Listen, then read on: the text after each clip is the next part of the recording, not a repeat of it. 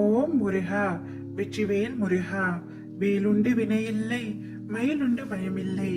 என் அன்பு தங்கமே, நீ நீண்ட நாட்களாக நினைத்து கொண்டிருக்கும் ஒரு விஷயத்தில் மிக பெரிய அதிசயம் நடக்கப் போகின்றது.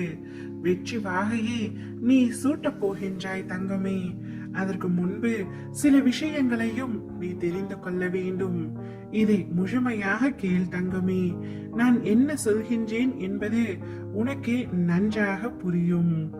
உன் வெற்றியுடன் நீ சேர்ந்து மகிழ்ந்து கொள்வதை விட உன் தோல்விகளுடன் சேர்ந்து பயிற்சி கொள் தங்கமே. அதுவே உன்னை உயர்த்திவிடும்.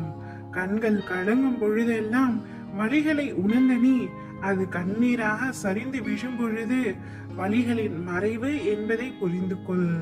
முயற்சி செய்து தன்னை தானே பிரசவிக்கும் விதை அக்ரிணை என்றால் பிறந்த பிறகும் முயற்சி செய்யாமல் தோல்வியடையும் மனிதன் உயர்தினையா தங்கமே.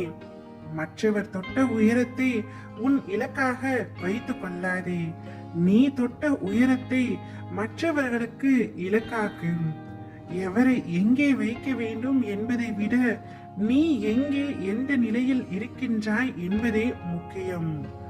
ஓடும் பொழுது விழுந்து விடுவோம் என்று நினைப்பவர்களை விட விழுந்தாலும் எழ முடியும் என்று உறுதியாய் நம்புகிறவர்கள் மட்டுமே தங்களுடைய இலக்கை எட்ட முடியும்.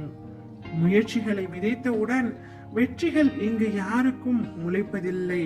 முயற்சிகளை விதைத்து கொண்டே இருந்தால் வெற்றிகள் வெகு தூரம் இல்லை.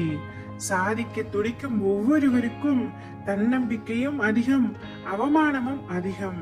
இதை ஏற்றுக்கொண்டால் மட்டுமே காலத்தாலும் வீழ்த்த முடியாத வரலாற்றை உன்னால் படைக்க முடியும்.